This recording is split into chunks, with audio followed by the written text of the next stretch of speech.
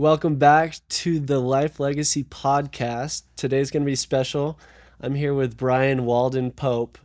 This man, one, has had a high influence in my personal business, Your Life Legacy, but two, he has built and helped scale businesses where they've accumulated over hundreds and hundreds of millions of dollars. So if you are in any space around learning about a business, this is a good man to learn from. But two, he's a father of 10 and an amazing family man. And we're going to hear a lot of gems of how to really enjoy life and live it in a way of peace.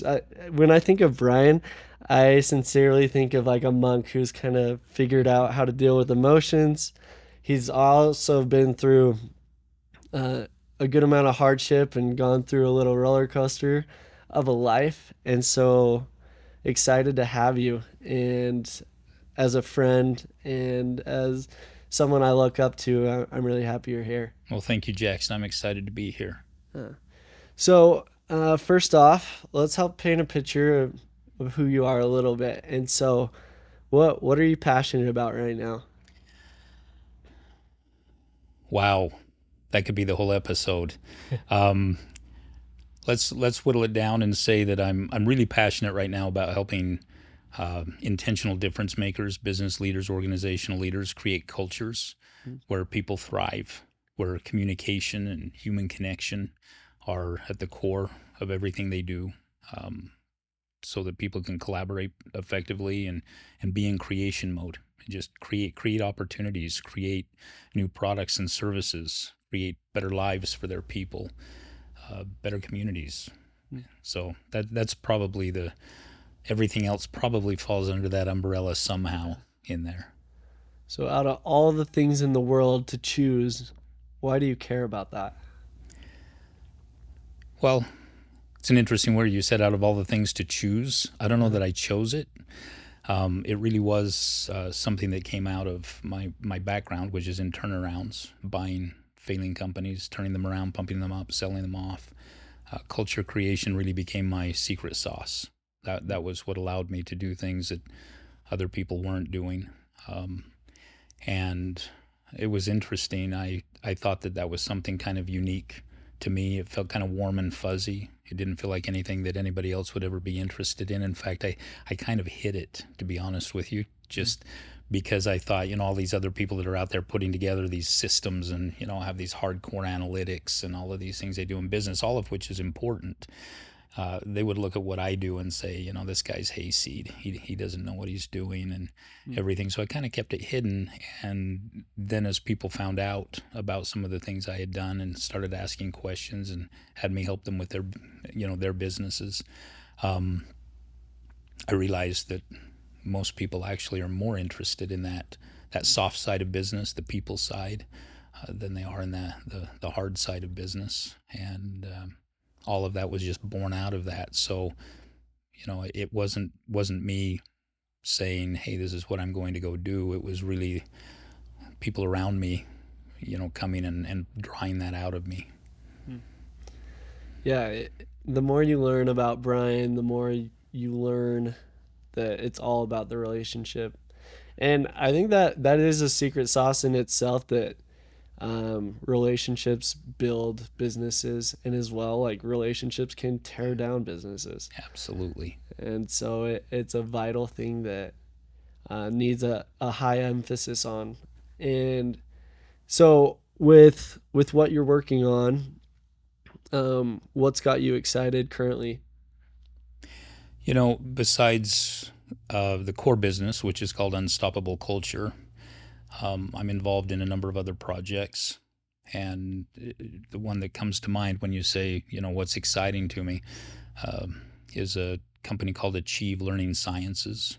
This is a group of doctors, neurodevelopmental optometrists who have developed some amazing things that help kids with learning disabilities and reading struggles and that type of thing.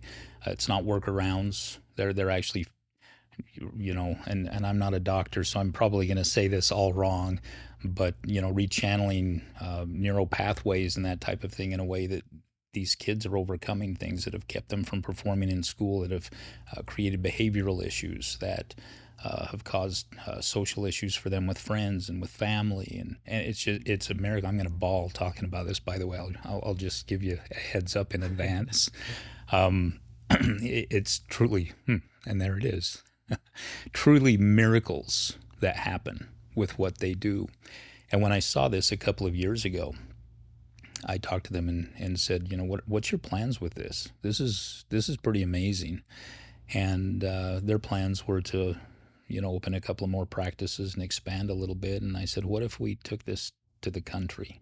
And they said, how do you do that? So we started working together, and we developed our mission initially here for the next few years is to eradicate addressable learning challenges for Utah students by the year 2035. And along that way, also be able to move out into other states across the country. We don't expect to be nationwide that quickly with that result, but we really do expect that result in Utah.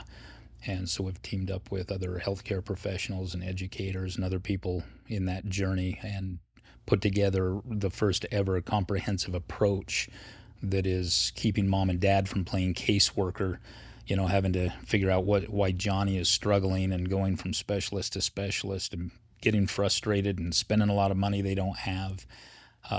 So it's really satisfying. Yeah, that sounds amazing. Yeah, it's very cool. Taking out the headache and all the issues that people run through so that they can learn in a clean, clear way. Yeah, truly, it just is changing lives, and again, not just the students. It's changing the lives of their family members. So, Yeah. Well, let's dive into your life. So, what would have been a couple of the biggest pivotal moments in your life? when we talk about pivotal moments,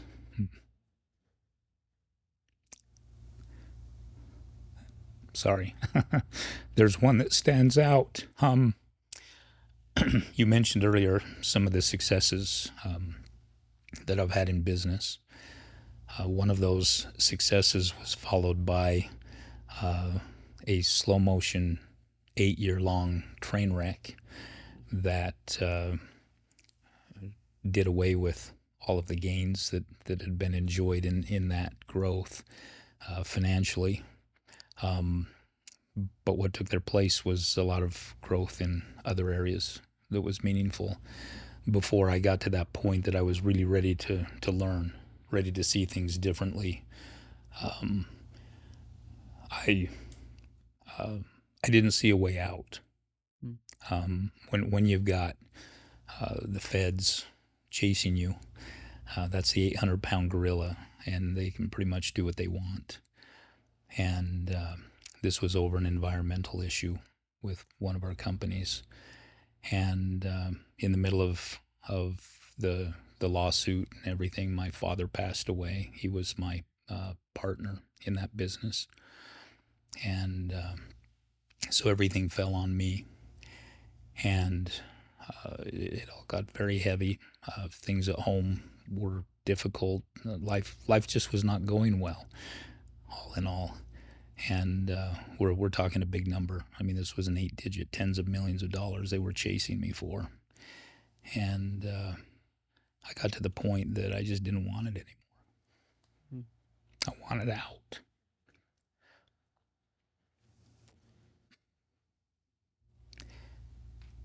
And I didn't see a way out that kept me still here, living. And so I decided it was time to just exit. I had great life insurance that suicide would not nullify. I knew my family would be taken care of. Figured a lot of people would be better off without me around. Anybody who's been there knows what I'm talking about. And I made the plan. I executed it.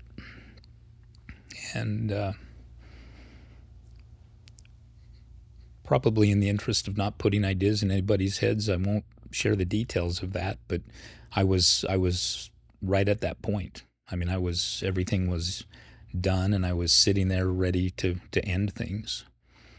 And I had a moment of clarity. It was just this little burst of clarity in the middle of everything that was going on.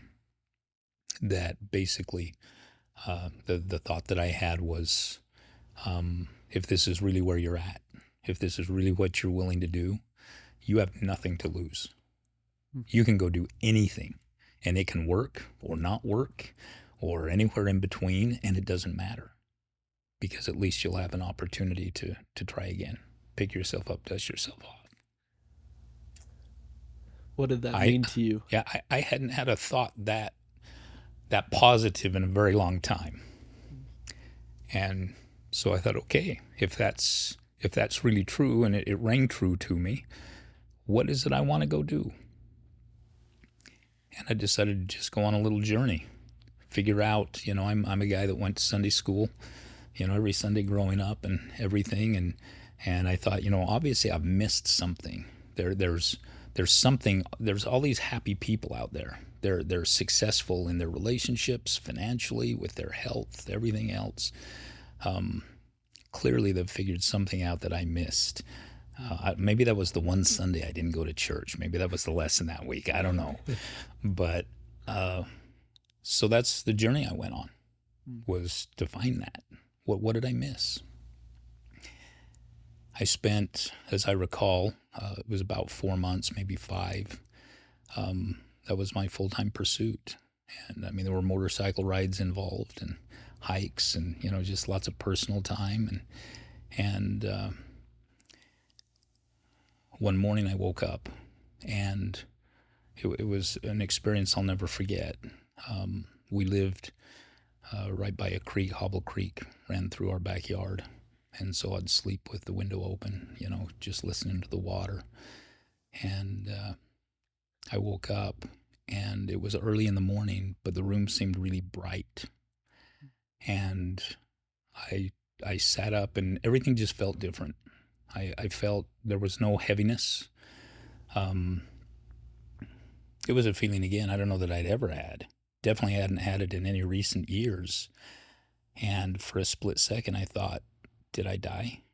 Because this is probably what it feels like to be rid of all the weight of, mortal life. And I literally pinched myself and it hurt. And I went, okay, well, probably I'm still alive. And so I sat there trying to figure out what this feeling was that I was having. And I had just this little stroke of inspiration that, hey, this answer you've been seeking, it's here.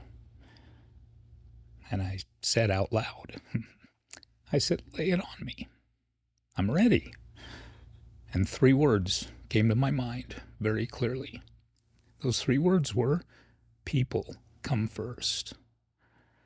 And I sat there thinking about that for a moment. And this was an interesting experience too, because I went from elation to being truly upset. I'll even say pissed off.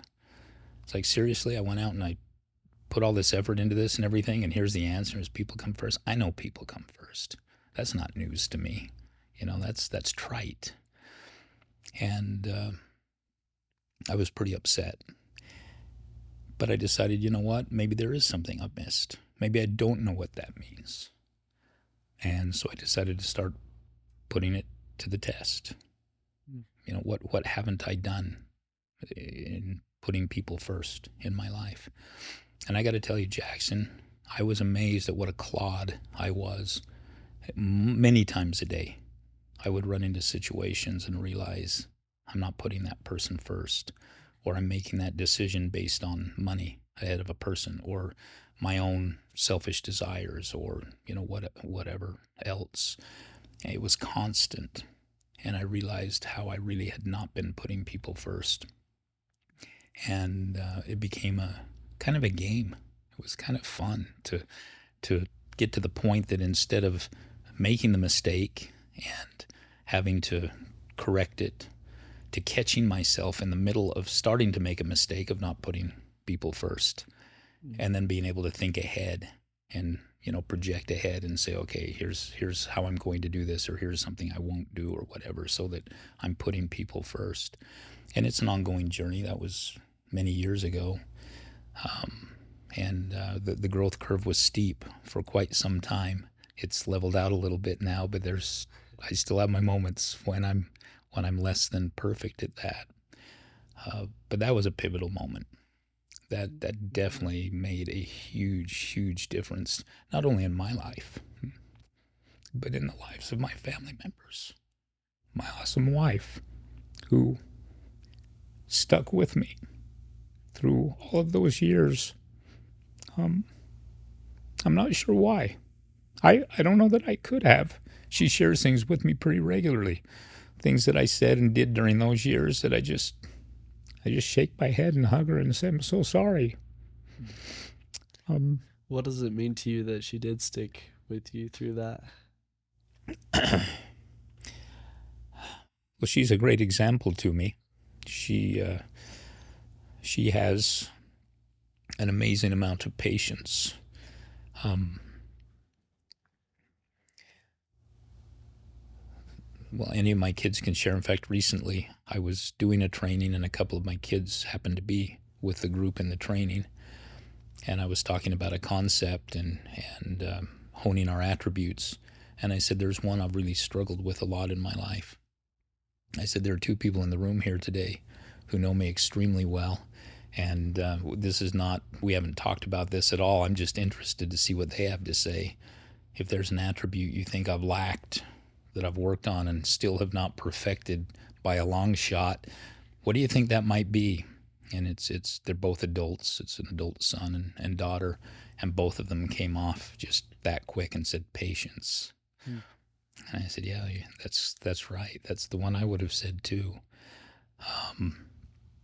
So that's something my wife definitely has and demonstrated during those very difficult years. Yeah. And so it's made me appreciate that about her that much more and really look to her as an example of patience. And I've learned a lot from her about how to be patient. So that's probably the biggest thing it tells me is that she just she has a lot of patience. She obviously really loves me, and I really love her too. I appreciate her very much.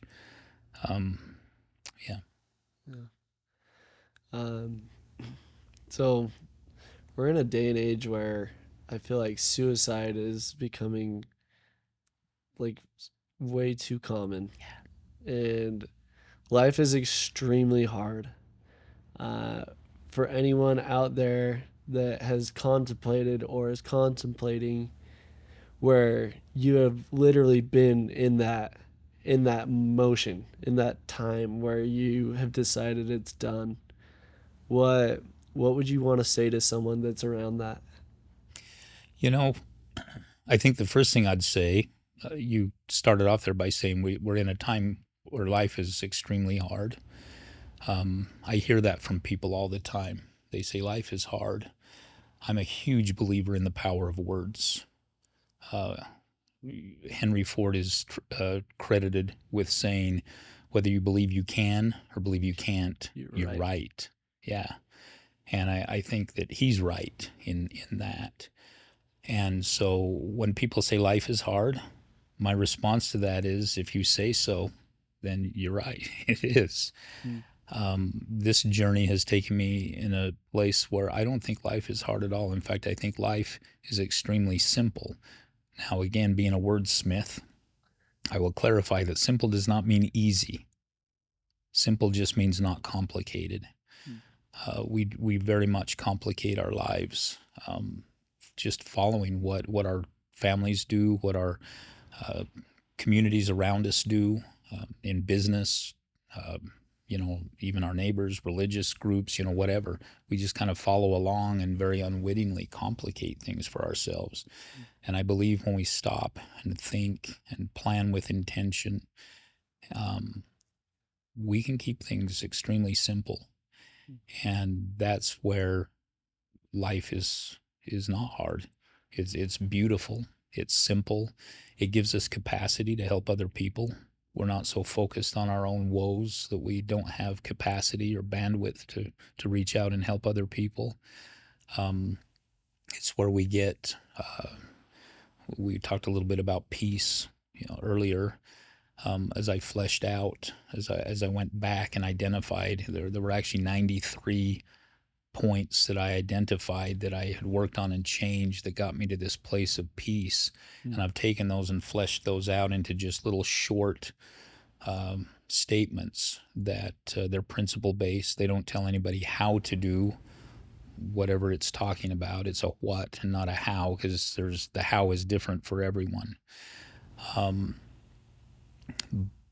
when we get to that point, those types of things are our focus, and we want peace. It all started. I'll just share the statement that I started it with.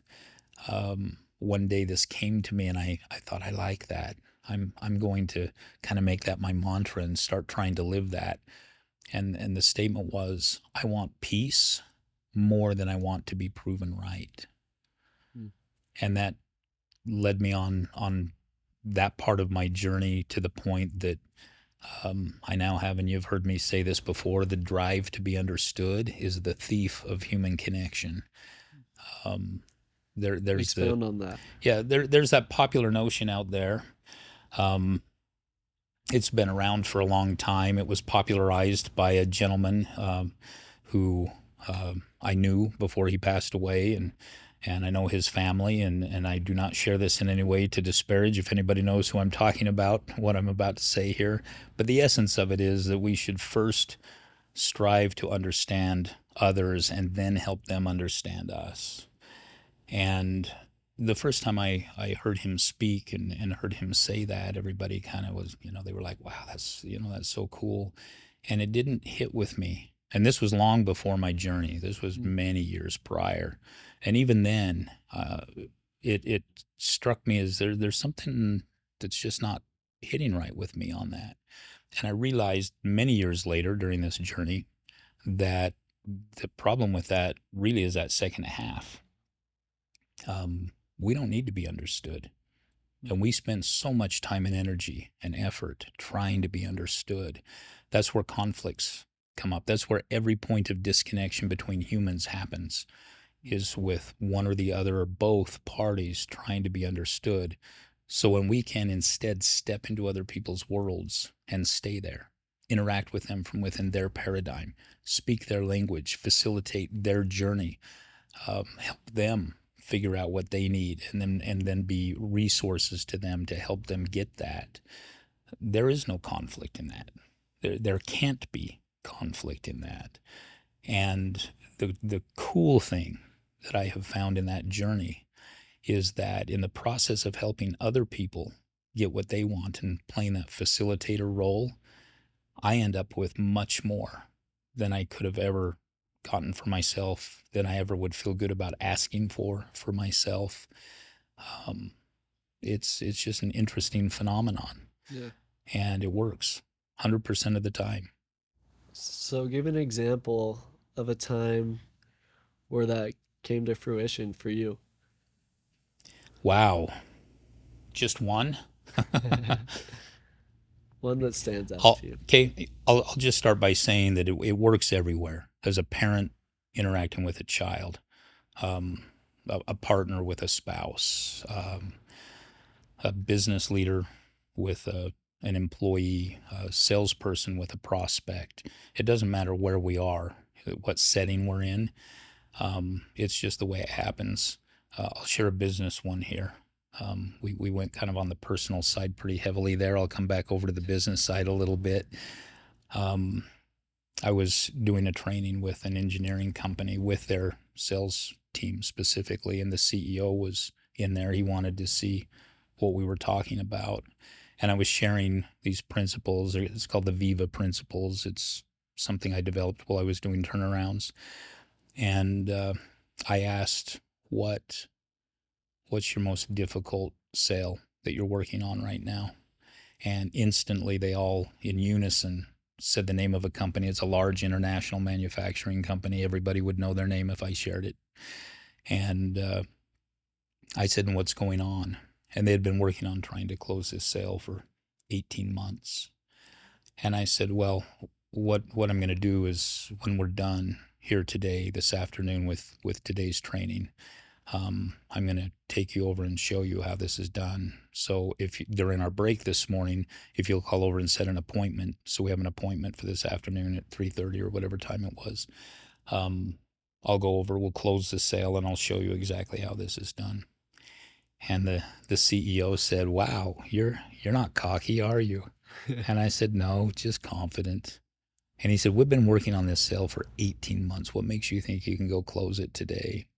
And I said, "Well, in the next few hours, you're going to see, you know, how that is." And so I did. I took the salesperson over who had been working with the decision maker at this company. And in 20 minutes from the time we walked through the front door, we were walking out with a PO for that sale. Oh my And gosh. it all just comes down to truly this is a guy who was carrying a lot of weight, that had a big problem that this engineering company had the perfect solution for, and nobody had bothered stepping into his world and then subsequently into the purchasing decision makers world there. Both people needed to agree on this. It was just the typical paper pushing, monkey on a leash sales type of approach that everybody takes with the salespeople, trying to say, here are the benefits and this is, why we're the best solution and all of that.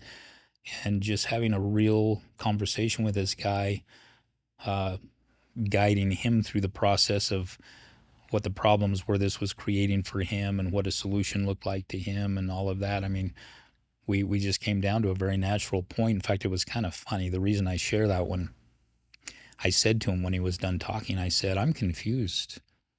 Why hasn't this already been done?"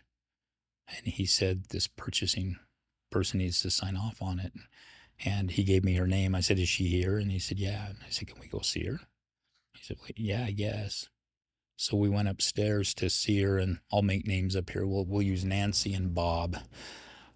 And so we walked up, and I saw her name on her desk. And this is me. I don't recommend this to most people. Don't be this way. It might not work. But I walked up and I said, "Hey, Nancy, how are you doing?" Introduced myself. And I said, "Do you know Bob here?"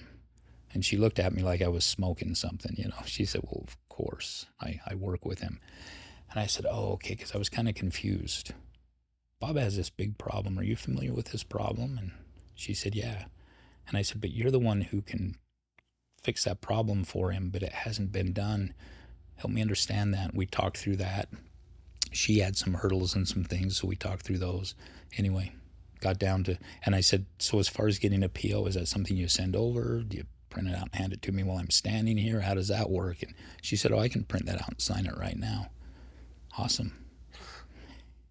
It's just interesting to me. And I lived most of my life, including, a big chunk of my adult life, not understanding how to do that, how to truly be about other people. Mm. And even in that case, it was nice that we closed the sale, but it wasn't about the sale. It was about Bob and the pain that he was feeling, and Nancy and the hoops she felt like she had to jump through to be respected and appreciated in her job and everything, and just becoming human.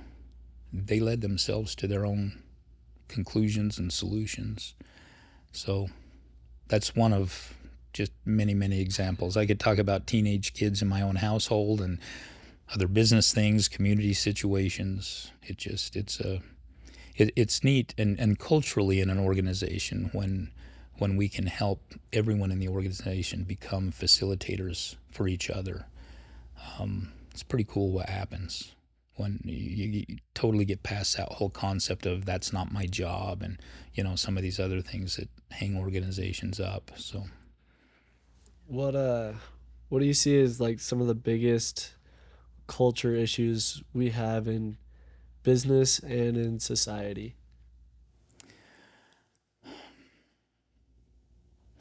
you know I think, wow, I thought of like three different ways I could answer that question. Um, let's not go down too deep of a rabbit hole. I think one of the biggest problems, I already alluded to it, is that we're not thinking for ourselves. that we don't feel like we even have the right to, perhaps in many cases. That we've somehow signed up for something by being a member of a particular family or having a job at a particular company or something, and we have to march to that drum. And one of the things that we teach is what I call an outside in approach to culture development, where the organizational leaders, the culture is actually created from the outside in. So from the community, from prospects, clients, into the employees, and so forth to the core of the company, and it alleviates that. So when we talk about in our society some of the cultural issues, I think it's that we're so tuned into this top-down approach to there's so many words I could choose. Just the hierarchy that we've bought into stifles us, and we feel like the only way we can change something is by fighting against that. And of course, when we start fighting, nobody wins. There's no success in that for anybody. So I think that's one of the biggest problems we have, and we see it politically, we see it racially, we see it. All over the place. We could make a list of just different areas where we see that, where it's I'm right and you're wrong, and you need to understand my point, and how can you be so foolish, and that type of an approach, and we're never going to Nothing's gonna fix get anything moved. that way. Yeah. Whereas if we can all truly learn to step into other people's worlds and truly understand them with zero expectation of having them ever understand us, it simply works. And the reason it works is because they do come to understand us, even if it's just one thing. And that one thing they understand is that we are all about them. Hmm. We now have credibility with them. And over the course of time, people start listening. When they know they're really being heard, people say all the time, what's the term? Feel like that they're heard. It's not coming to me exactly. People want to feel like they're heard. Is that right? Am I Yeah. saying it correctly? Yeah. Yeah. And every time I hear somebody say that, I say, no, that's not true. People do not want to feel like they're heard. They want to People want be to heard. be heard. And we've got away from that as a society. We really don't know how to truly hear other people, and it's because as we're interacting, the whole time, you're talking, I'm formulating what I'm going to say Yeah. next, and that just doesn't work. Yeah. And knowing Bryan on a couple different levels, he's one of the best listeners, and he's also amazing with words. So you have to be very cautious with some of your words because they'll be like, "What do you mean by this?" But anyways, yeah, Bryan's one of the best listeners out there. And so what you were kind of hitting on it, I feel like. Well, what's some of your advice to become a better, effective listener than what people are normally doing? Okay. Well, first of all, you just commented on the word choice thing. So I feel compelled to say this before I answer your question. I'm not going to share any advice. I think advice is a bad thing to share, and it's a worse thing to accept from someone else. So what I'm going to share is an experience, my experience, and you can pull the principles out of that you want to and apply that any way you want, okay? How's that? I love it. So there's an example. I just illustrated what you were talking about a moment ago. Most of us are probably familiar with the concept of active listening. We were taught that somewhere along the way. You say what you're going to say, and I put that in my own words and say it back to make sure I understand and all. And it's been my experience that for the most part that ends up feeling kind of weird. It's kind of, after about 3 or 4 exchanges like that, you start thinking, what's wrong? Am I not speaking clearly? Am I, it's I've watched it play out many times where it doesn't really work well. When I would probably say one of the guiding principles here is that when our agenda truly is the other person's success, that's a foundational principle. Mm. So when we go into a situation and we're listening, we're not listening to see, does Jackson agree with me? Does Jackson understand, what he's talking about? Is Jackson the person I want to hire to do this job? Instead of going in with any of those thoughts, The only thought is it's going to be interesting to see what Jackson has to say here and how I can help him succeed. Mm. That's it. So I would say that's really at the core. Because then as we listen, I mentioned the Viva Yeah. framework earlier a little bit, what Viva stands for. And I won't get into telling the story behind this. It was many years in the making, but it comes down to values, experiences, vision, and actions. So VEVA. Our values and experiences, everything we say, every question we ask, can be categorized into one or both of those areas because it's our values and our experiences that have led us to where we're at They form you. in any given situation. Doesn't matter what the situation is, what the topic is. We also have a vision moving forward with regard to that topic, and we have the actions that we are able and willing to take to transform that vision into reality. So, without getting into any of the other tools or anything, just that simple little thing, if we can go into a conversation with somebody with our only agenda being to help that person succeed, and as we listen, we're listening for the values and experiences that have formulated whatever they're saying to us. We listen for those points of vision, and we ask questions. We drill down on, and that's where the skill comes in. I liken it to playing a drum set. Everybody knows what drumsticks look like. Everybody knows what a drum set looks like, but very few people can sit down and put those two together and make us smile and go, "Wow, that was cool." It's the same thing with this. It takes practice and time to get this down. But just right off the bat, and I'm hoping just from people listening to this episode, that they can start listening to people differently.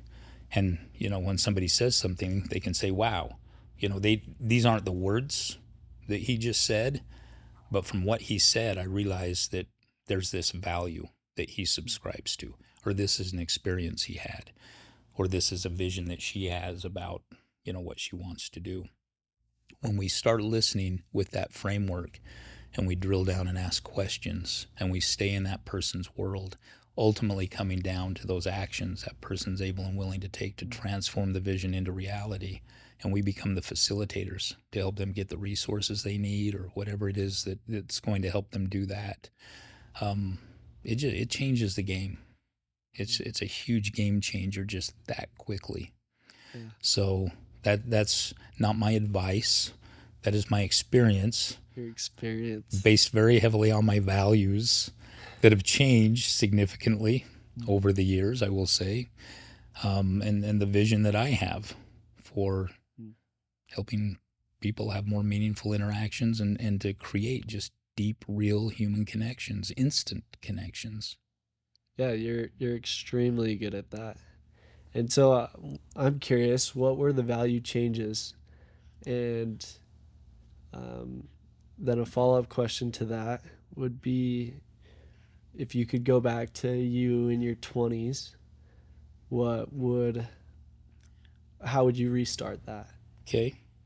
So the value we've already talked about one of them, the whole money Yeah. thing. That's a huge one that has changed. I value creation is super important to me, and money has become nothing more than a placeholder for that value creation and those value exchanges. And it's been interesting taking that point of view on it, how often what would otherwise be monetary value exchanges that happen end up not being monetary value exchanges because I'm so focused on the value that's being created and shared and delivered, either direction, doesn't matter which direction that's going or both directions. That, and this goes back to my turnaround days too. I need to mention this, I guess, to make this make sense. When you step into a failing company and there's no money, cash flow is terrible, profits are negative. Most people who do turnarounds go in with a substantial amount of cash. They go in with a plan and systems and cash and kind of force it through. My MO very much has been to look at the existing assets and resources and to restructure things to where the company can become profitable on its own. It's a fun game. It's a cool challenge. That is a cool challenge. Yeah, it's Big a lot one. of fun. So I have years of experience doing that, and so I definitely see that, I'm sure, very differently from how most people do. But it's been interesting as I've interacted with people, how often, we get down to, a comment coming out of my mouth that sounds something like, or the other person, it happens sometimes too, hey, let's not talk about money anymore here. Mm. I see something that could be really way cooler than you just paying me for this, and us going on, and we'll explore that. And it's been really fun because out of that, truly exponential value has been created in many cases, because instead of it just being a transaction, it's become an ongoing relationship and a journey and a project and a mission and other things in different cases. So with all of that said, that's probably one of the biggest, values that has changed. Another one, before we started recording today, you talked a little bit about my having been kind of a, I don't remember the word you used, but kind of a hard guy, and then softening up Yeah. through all of this. One of the values that I held, and you're going to smile and maybe even laugh when I say this, but this is not a joke, this is in all seriousness, was very much that once I had formulated an opinion or a view on something, I was absolutely right. I was the authority. I didn't have to look anywhere else. It didn't matter what anybody else said. Everyone was welcome to my opinion, I guess maybe is a good way to say it. Yeah. And wow, I look back at that and I think, what a terribly exhausting way to live. Mm. I spent so much energy on that. So having those changes happen that allowed me to change that value from, you know, I'm right and everybody is welcome to my opinion, to, you know what, I don't have the answers for anybody but myself, and facilitating journeys for other people so they can discover their answers for themselves.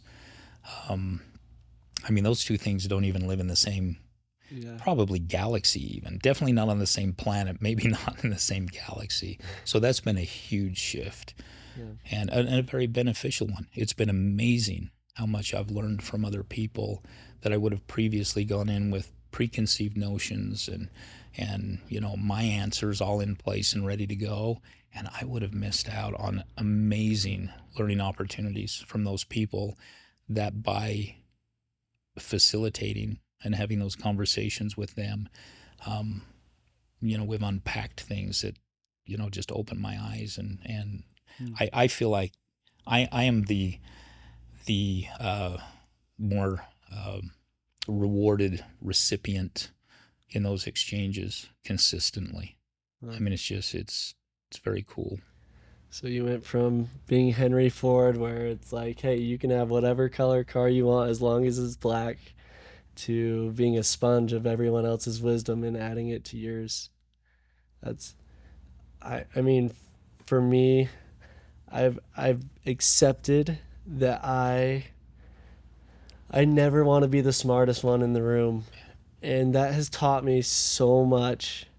And I remember I was in a conversation with the leader, and he's like, Jackson, you like it's obvious you've grown your wisdom, and like, and he gave me some compliments about me compared to other people in the room, and but he saw that I was thinking like that, where I felt like I knew everything, and it was like the most disgusting thing I think I've like ever heard. And so I've tried really hard to forever be a learner, and you can learn from any type of person. Someone that's on the streets, they have life experiences and values that could better your life if you don't look down on people. Yeah, So I think that's awesome. absolutely. It's a big needed change that I hope a lot of people get to experience. I got to spend some time living in Asia and learned Mandarin and lived among, the locals, and So I was right about the monks. didn't. You I actually have spent some time with the monks. I Yes, knew it. it was. It's interesting with what you were saying there. Kind of a, and I don't remember it word for word off the top of my head here. I think of the concept often, but I don't necessarily put words to it. But it was something along the lines that I came up with of to be able to interact with and understand the scholar and appreciate the pauper. That's where a true balance is, and I just butchered that. I've got it written somewhere, but Sounded great to me. just that concept that we can and should learn from everyone, like you were just saying. Yeah. If I may just jump back for a Yeah. moment to what you were Answer saying the other about question. to Henry Ford, I just Uh, wanted to comment. You're welcome to have any color of car you want as long as it's black. Something that's been really interesting about this journey and using this framework and teaching people how to use it is that most people would say, hey, we're going to be different. We're going to allow people, the choice of 6 or 8 colors, or we'll custom mix colors or whatever. That's going to be our competitive advantage. That's how we're going to get out ahead of that Henry Ford guy. When we do what I've been talking about, is really cool because we get down to the reasons that people, like with a car, for instance, my question would be, why do you want a car to begin with? Some people want a car because they want to get somewhere more quickly. Some like the freedom that it gives them. For some, it's a status symbol, something else. And so, depending on who you're talking to, it might not be a matter of, I want my car to be a different color, which is the question most people would ask if they were trying to compete against Henry Ford on that. But you find out what they're really looking for, and you go down paths you would have never imagined. And that's where, the flying car comes from, because that person doesn't care about the color, or that's where we do away with cars altogether, or that's where somebody wanted it as a status thing, and there's actually something that's readily accessible to them today that will fill that need, that doesn't require them to go spend the money that the car would have, which was money, maybe they didn't have. It's amazing to me how there are always answers. They're always in that person's head.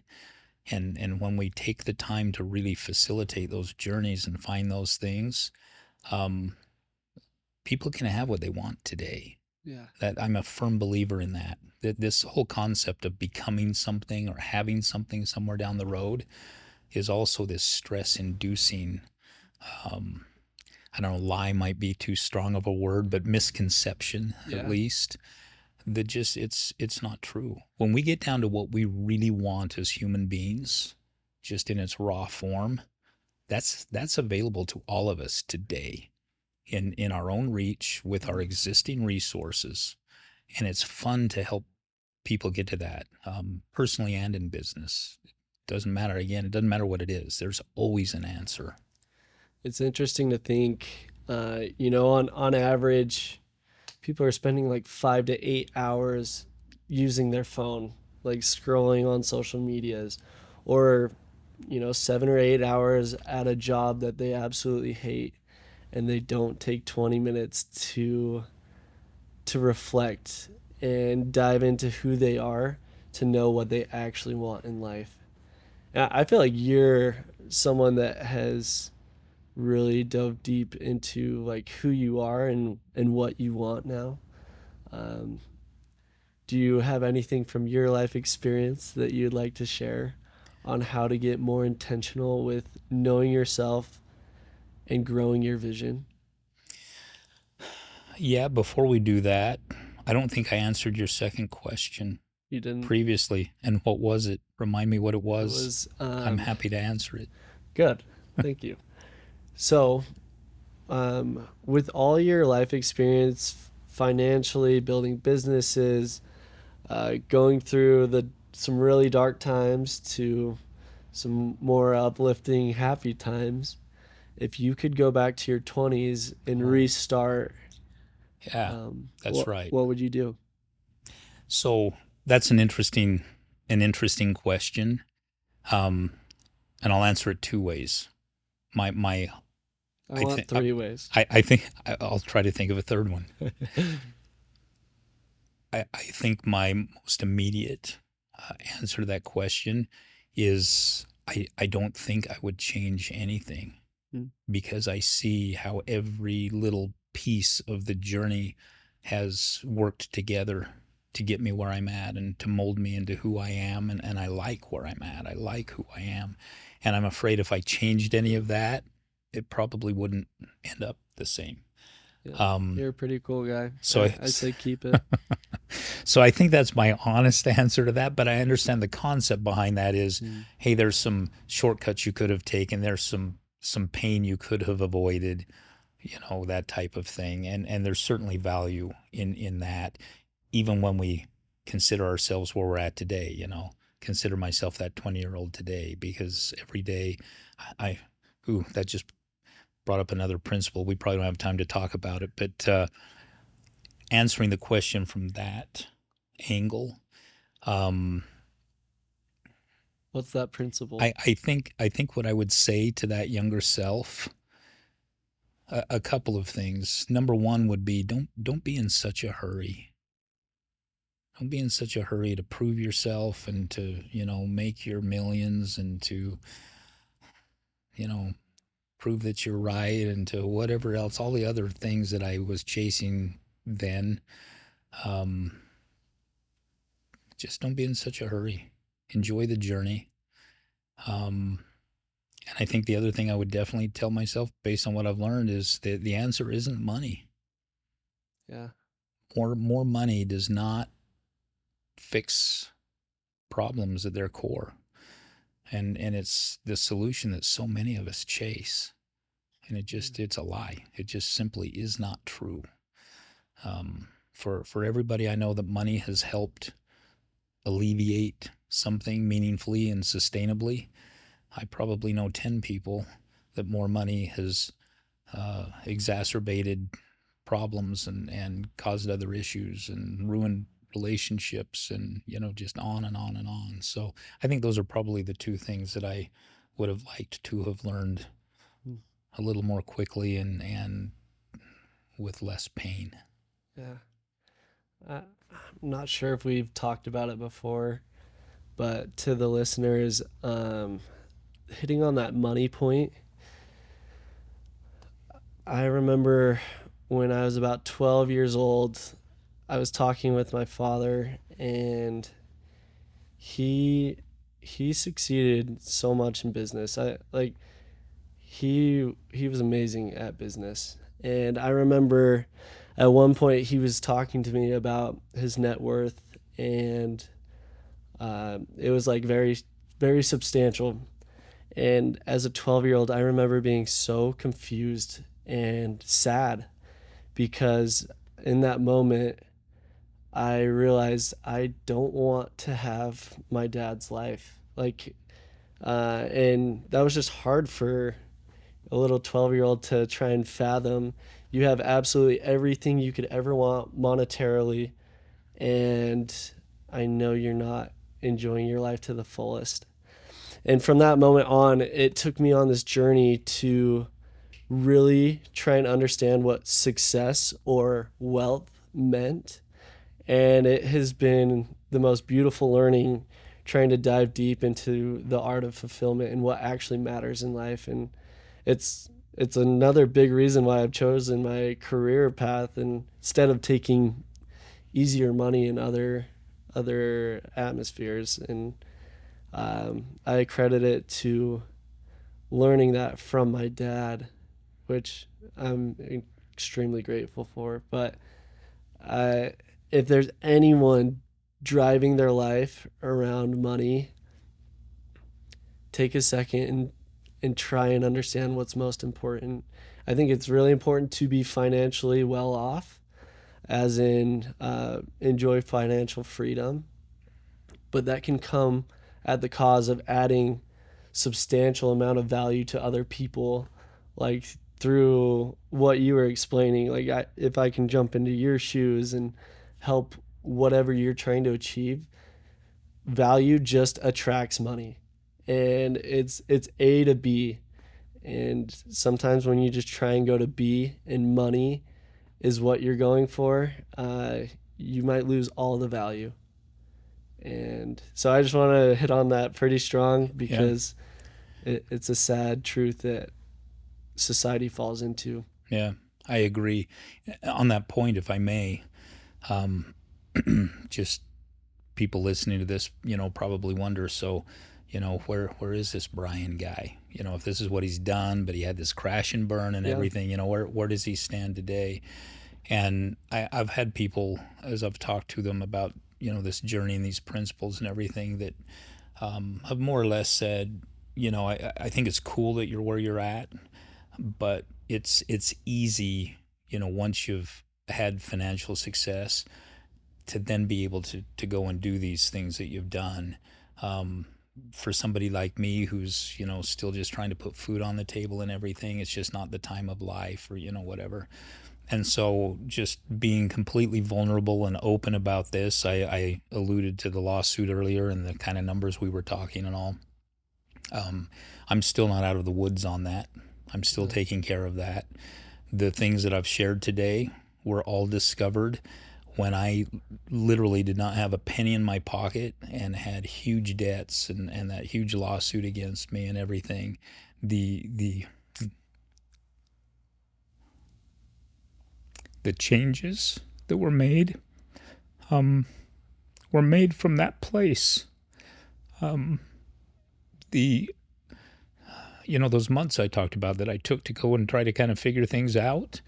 I literally did not have any money to go put gas in my motorcycle or anything. All of that happened on a credit card, because I knew that somehow I'd figure it out, but I had to, extend myself and go out and do that.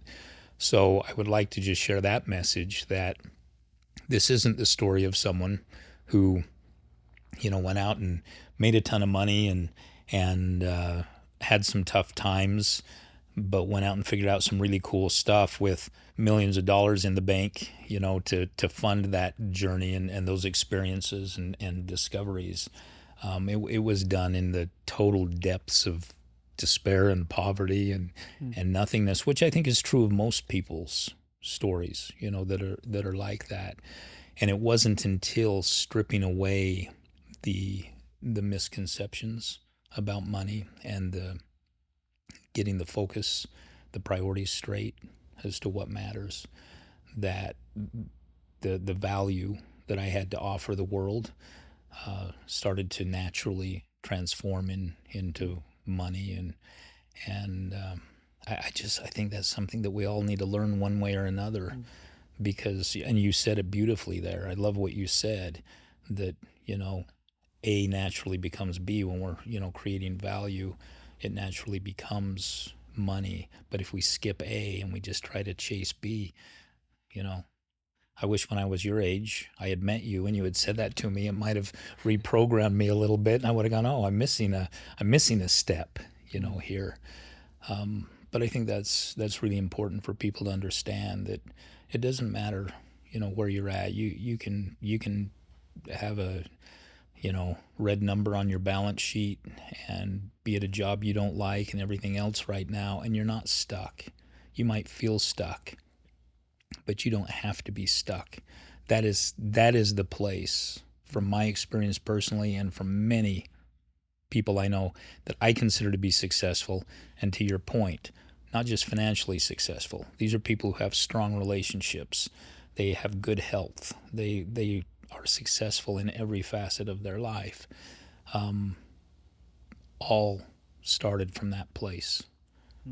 There's something magical about being in that nothing left to lose, place, that makes us do things we just wouldn't think to do otherwise, or wouldn't dare to do, and really help us, reach our potential and pull out all the stops and just go.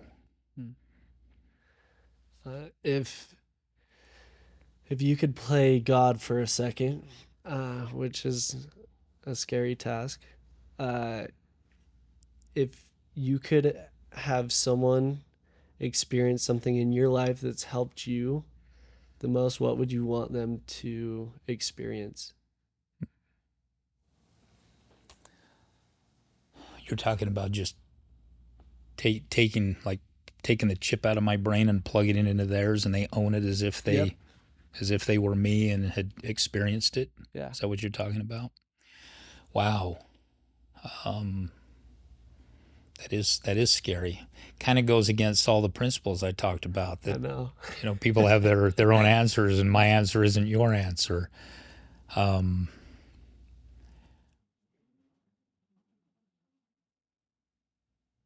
I I think, and again, it's a principle. Well, I'm going to put two angles on this principle. Actually, the first angle is that you need to be true to yourself. Don't just do what you're doing because someone else told you to do it, because it's what, again, your family, your community, your social circles, your religious organization, your whatever does. Do it because you've explored it and decided it's what you want, that supports that vision that you have for yourself and the actions that you're able and willing to take to make that come to fruition. The other facet I want to put on that, however, at the same time, is that it's concerning to me, the wave, the tidal wave, maybe even we could say, of people who are out there. I hear things like, I'm trying to find myself, or something along that line, and they throw the baby out with the bathwater with everything that they've been taught. They disavow their families, or they leave a church organization they belong to and want nothing to do with any of it. Those types of things. Those, being true to yourself and discovering who you truly are, and having those elements, those positive things from those other people and organizations and experiences, those things are not mutually exclusive. It's not an either or scenario. It's a matter of, when I lived in Taiwan, there's a concept there that I became familiar with. It's and any Mandarin speakers, I apologize. It's been a while. Shinzuji, which means I believe in myself. And the concept is that I look at everything and see the good in it, and take that good and add it to the good that I have. And so, as people go on these journeys, as they, hopefully somebody feels inspired listening to this, to sit back and to say, I'm really not happy with my job. I'm not happy with my relationships. I'm not happy with, whatever. I see a vision of something I want that's different from what I have. And I will throw another principle here on that real quickly, and that is that we are all where we have chosen to be. We might not like it, but we have chosen to be It's where true. we're at, regardless of where we're at in any given facet of our life. So if that vision isn't in alignment with our current reality, no harm, no foul, that's fine. But that means we need to do something different, because what we've done has got us to where we're at. And when we can objectively sit back and say, here's the good parts of this relationship, of this teaching, of this culture, from a family or an organization I'm part of, all of these things, I want to keep these things. These are a big part of who I am, and the good parts of what I enjoy in my life. Now, what can I add to those? Or what can I tweak that's going to help me get what I really want? And so we're pushing the unproductive things off the plate, the getting rid of the things that are hurdles to us, that are potholes. But I feel like that's a healthy way to move forward and to make a change, and as opposed to just saying, hey, what I've been doing isn't working, I'm unhappy with this, and I feel oppressed by that, so I'm going to just wipe the slate clean and go try something new. And unfortunately, most of the people I know who have done that, that involves substance abuse and very unhealthy relationships and other things that just definitely aren't getting them what they thought they wanted. Um, so that's there you go. There's one man's opinion on the matter. I like it. Something interesting about your life. You have 10 kids. My Why? wi- my Why'd wife you stop at 10? my wife and I have 10 kids. Yes. She played a pretty major role in that whole process. I hope she didn't. You were getting pregnant over there. Yeah. So, um, what Was made you decide to have 10 kids with your um wife? it's interesting. I'm number 3 of 11 kids in the Mhm. family I come from. She is the oldest of 3, and so this was a conversation before we got married. She said, "What's your expectation here?" And I wanted to know what hers was. For the record, the fact that the woman is who gets to carry that developing fetus for 9 months and then take care of the kid for the most part once he or she shows up and everything else. Um, she has like a 90% vote in my opinion on that. But we're good at making decisions together. What she told me was she said 3 was always kind of difficult because you always had two. There's her and then a boy and a girl. So it was either the girls kind of ganging up against the boy or the older two against the younger or the younger two against the older one. But she said there was always just kind of this conflict with 3. So she said two's great, four's great, just not 3. That was the only opinion she had. Um, I didn't have a problem with the idea of having a lot of kids. I don't think I was bent on the idea. So we had our first 3, as I recall, and the third one was tough because all of a sudden you have one more kid than you have parent, and that was the first time it was kind of like, oh wow, this is We're real starting work. to juggle here. Yeah. And then we had our fourth, and he was a very mellow little guy, still is today. And in all honesty, I do not remember talking about it after that or making any big decision or anything. Mm. So I don't know that we decided to have 10 kids so much as we didn't feel like we were done with our family at any point.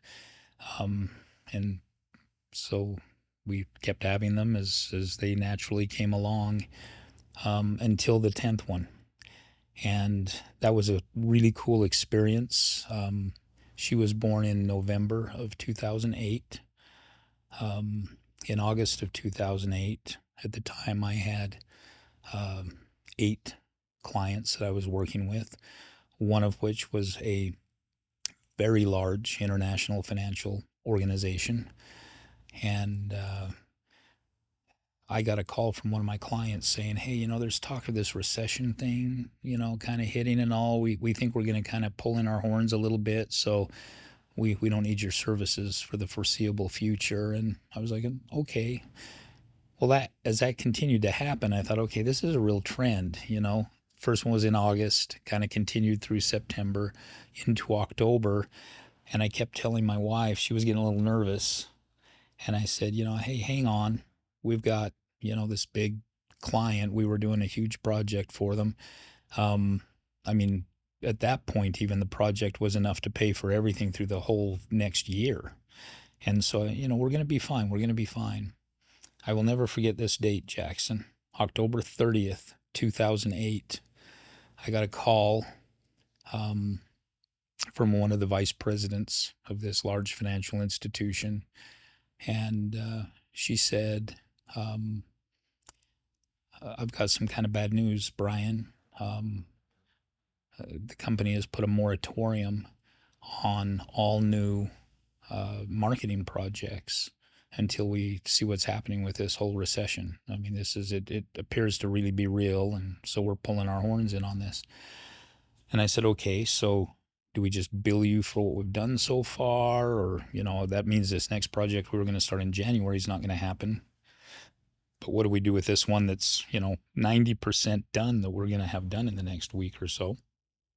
And she said, well, according to the company, if the deliverable hasn't happened, it's a new project.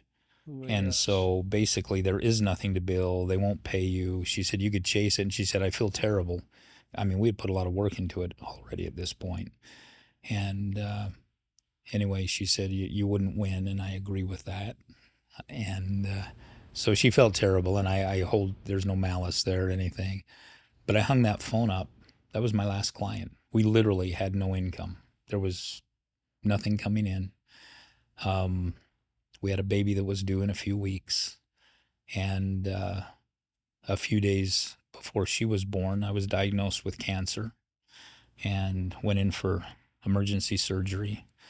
And I had actually just come from my follow up on that surgery when I was picking her and my wife up from the hospital to take them home.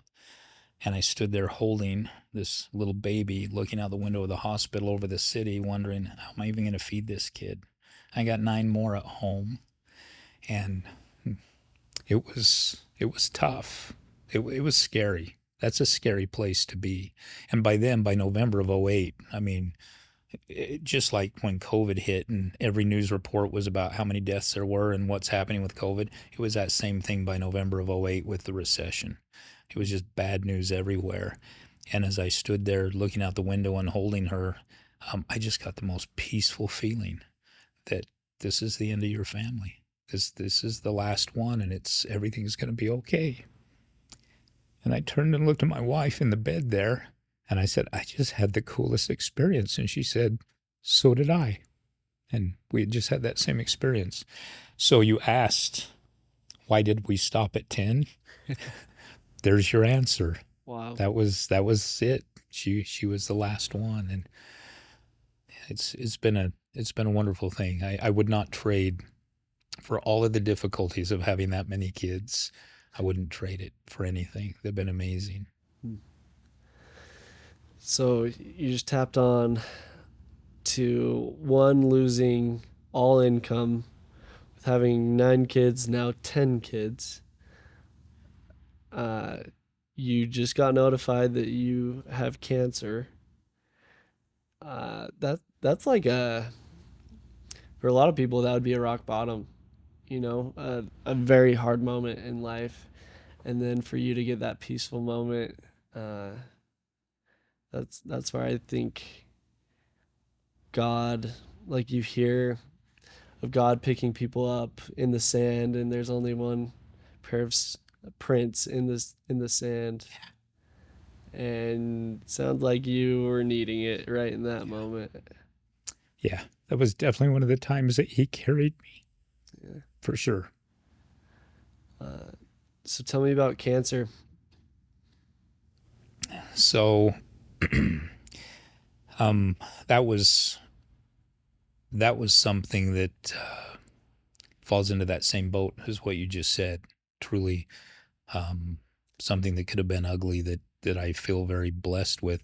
I will just mention too, going back to the previous conversation about the EPA lawsuit and everything. We Yeah. had just come to our settlement agreement on that in August of '07.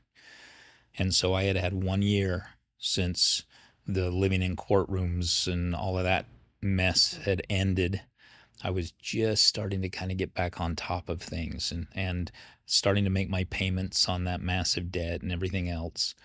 And then August of '08 happened. And, so that really added to it. I Yeah. very much felt like, can't I catch a break? I mean, Yeah. what, Are you kidding me? what's going on? Yeah, exactly. Are you kidding me? I believe those very words went through my head. Yeah. So yeah, all of that was happening.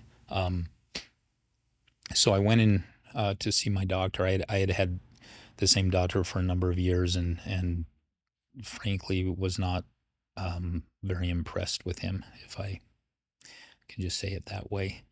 And he had retired, so I needed to find a new doctor. And I found this doctor. Um, I knew him socially previously, and I had a really bad headache, and my right ear was kind of burning. And I went in to see him, assuming for many years I had had strep that would develop right around the holidays. And I'd go in and get my antibiotics, get a shot, get the pills, go through the whole thing. It would knock it out, and then I was fine the rest of the winter. I mean, it had just been like clockwork, and that hadn't happened for a number of years.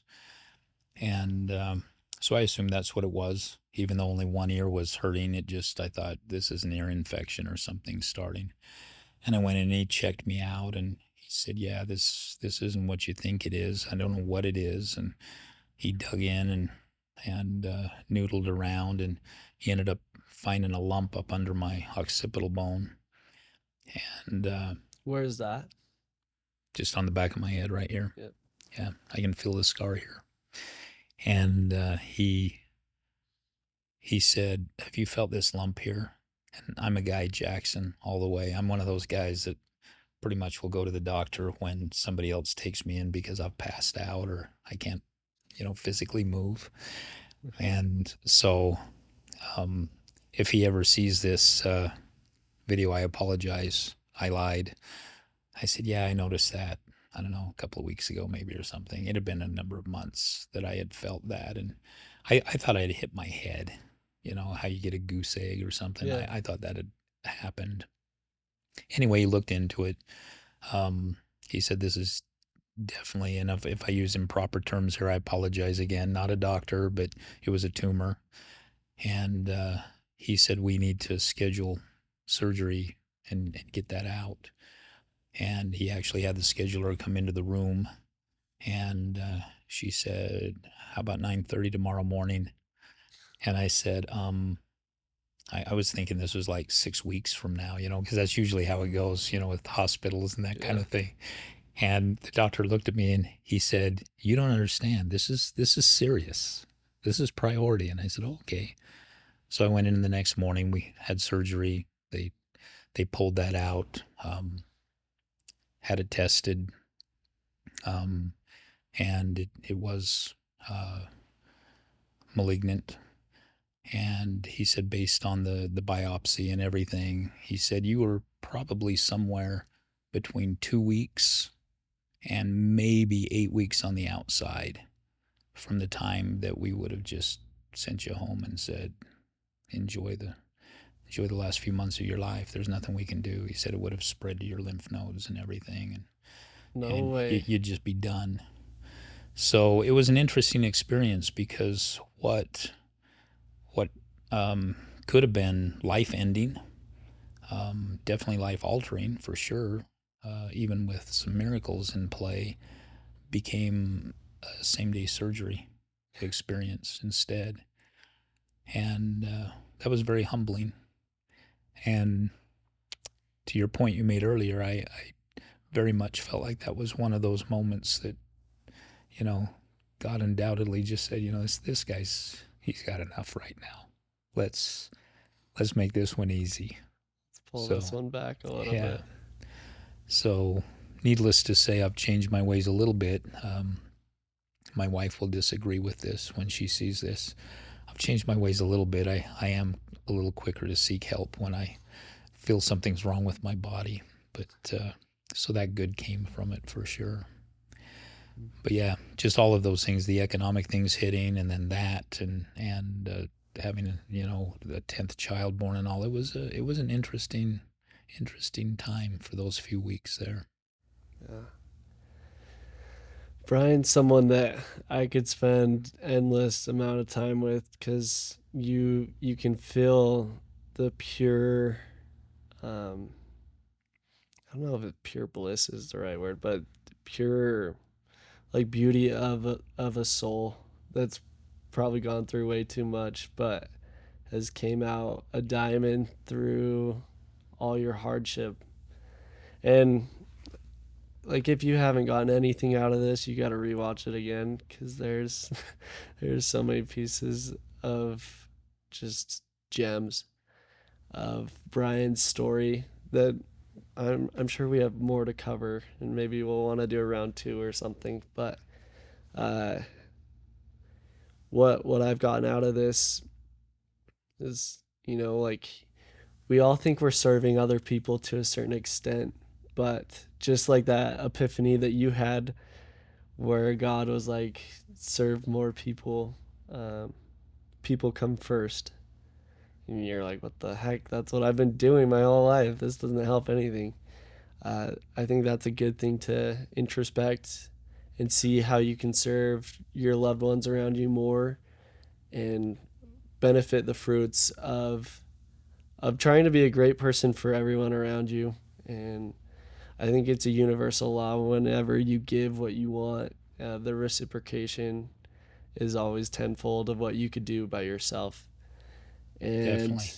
uh, yeah, you found a way to live in peace through a lot of hardship.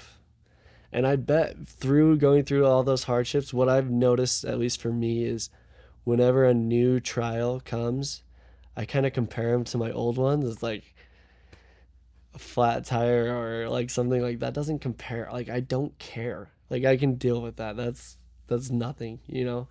And at least from my perspective, it seems like you've gotten to the point where the average main trials that people are going through to you, it's like, you know what, I can be in peace with this as long as these couple things are put together. Life's good. And more than anything, it's just an honor to be able to spend this type of time with you. And I know your time's important, and you're helping and building such amazing companies and making that ripple effect where people are changing around you.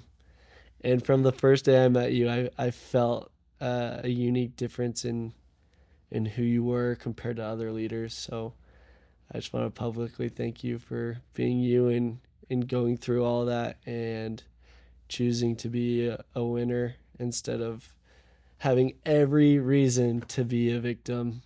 And and you've made it to monk state. I appreciate that, Jackson, and the feeling's mutual. Yeah. That day we met was that was a very good day. Very much enjoyed our first visit and the subsequent visits we've had, including this one. Yeah. It's been very good to get to know you. Very impressed with you. Well, thank you. Is there anything else you would like to say to our audience before we wrap up? You know, just two thoughts come to mind. You were talking there about hardships and you know, it's easy to be the victim, and you said in the middle of there, you know, the things that we deal with. That's another one of my terms I've chosen not to use anymore.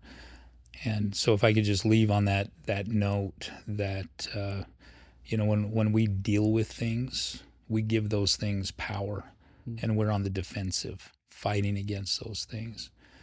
When we address things, that's the word I've chosen to use. When we address things, just mentally, that puts us in control. We are addressing that thing. We are not dealing with it. It just changes that where the power is coming from, and it's a big difference.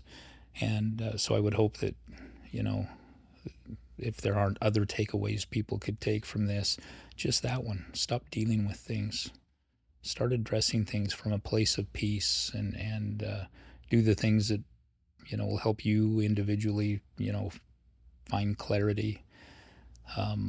And I guess the only other thing I would say is, if there's anything, whether it's personal or business related or anything, if there's anybody that would like to contact me, talk to me, you know, whatever, I love meeting new people. I love talking to people, whether it's someone who feels like they're doing great and they just have a, you know, a big dream they're pursuing, or they're down in the dumps or whatever. I very much enjoy meeting people and talking to people, and would welcome that opportunity. So, Brian, where can people find you? If you just go to my website, bwpope.com. So again, I'm Bryan Waldon Pope, so it's just my initials, bwpope.com. There's a contact in the top nav bar there. I believe it says contact me with an exclamation point, even, because I want you to. And that's the best way to get a hold of me. Well, perfect. Well, I would highly advise it. It's been a good decision on my part to become friends with Brian. And if anyone out there listening to this needs anything, just know that there's nothing but pure love for all of you. If you have any questions or want to say something, there's a Q&A part in the bottom of whatever platform you're watching this or listening to this on. please leave comments, and Bryan and I will both see those and be able to get back to you. But with all the love in the world, that is a beautiful podcast, and thank you, Bryan. You bet.